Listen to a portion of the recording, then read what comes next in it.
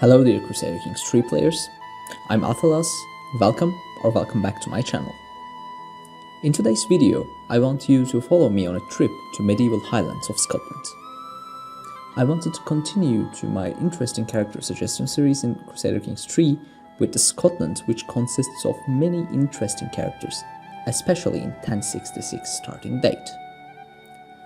Some of those characters are descendants of semi-historical legendary figures, and all of them are representatives of distinguished lineages. Not to make you wait for long, let's take a look at our first character from 11th century, Mael-Shnektai of Moray.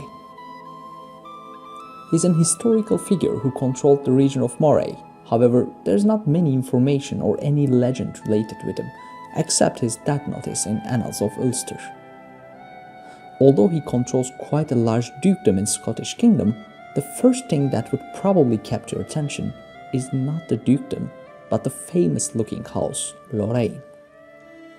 The House Lorraine, or the House of Moray, ruled the northern Scotland for 2 centuries, starting from 11th century to 13th century, and their power peaked when one of the members of the family killed his cousin Duncan, who was the King of Scotland, and inherited the throne for himself. This legendary king was no other than the Shakespearean Macbeth himself. Although the sources after his reign states otherwise, Macbeth's rule is recorded as a peaceful one by the contemporary sources. For a long time, his reign was unrivaled until his last years.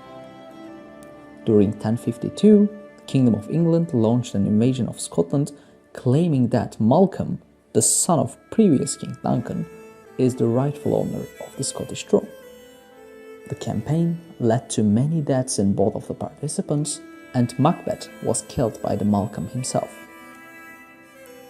Years later his dad, William Shakespeare, a very well-known English playwright, adapted his life to his famous play Macbeth, and portrayed him as a murderous tyrant who murdered his own cousin to usurp the throne, while under the influence of his own wife and epic characters like witches. Although the historians state otherwise, Shakespeare was an English nobleman, and the most of the sources he referred was far from objective depictions, and historian Peter Ellis claims that the degeneration of original character Macbeth began some 350 years before Shakespeare. Also, the kings ruling England at that time were descendants of Malcolm III, who was the main rival of Macbeth, and this could be another reason to portray Macbeth as an evil king while portraying Malcolm as a rightful owner. If we return to the historical facts, after Macbeth's death, his second-degree cousin and stepson Lulach inherited the throne, but he was assassinated by Malcolm 7 months after his coronation.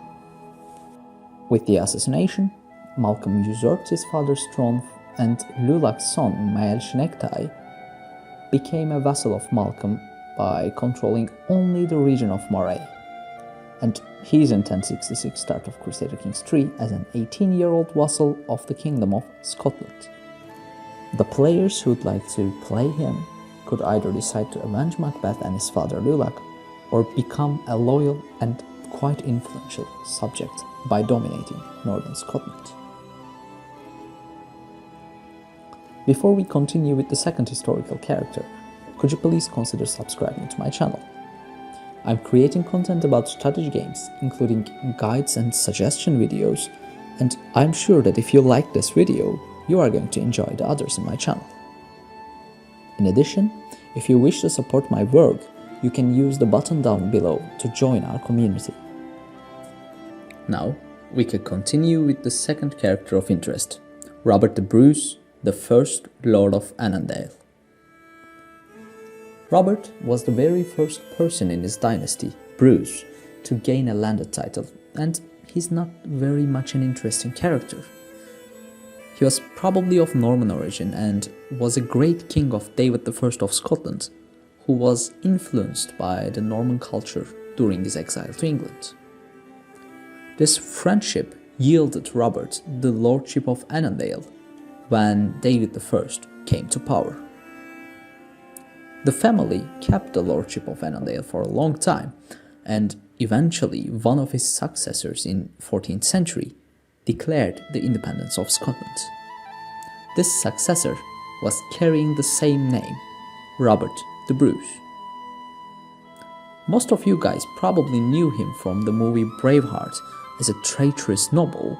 However, in reality, he joined the rebellion of William Wallace against England, and after the William's death, he was the leader of Scottish in their War of Independence.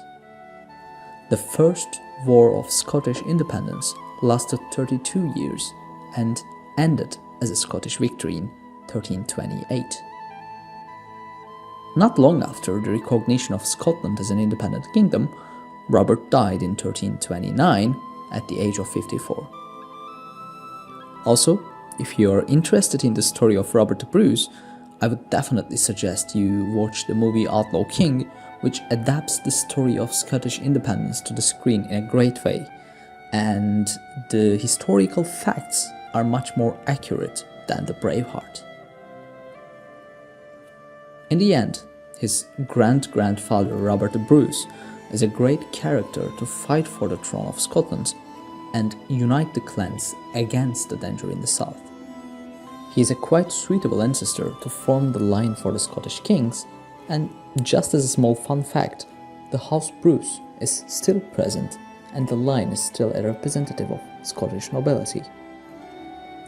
Unfortunately, Robert is not a stationary character, and he can be found in many different courts. To find him, open the character screen by pushing the C button and search for the House Bruce. Then you can change to his overlord and give him a landed title easily. Here we are with the last character of this video, Mormaer Duff of Fife. Although I squeezed another important character between, our character Duff is again a relative of a character mentioned in the Shakespeare's work.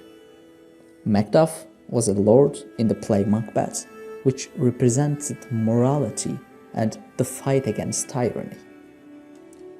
Although the historical Macduff lived 50 years before the death of Macbeth, he is included in the play as the Lord of Fife. Actually, he was the king of Alba prior to Macbeth, and with his death, his children inherited the lordship of Fife, not the Alba itself, due to the Irish inheritance rules that were being practiced during this period. Macduff's firstborn son was an ancestor of previously mentioned Duke of Moray, while his second son was the father of Duff, Lord of Fife.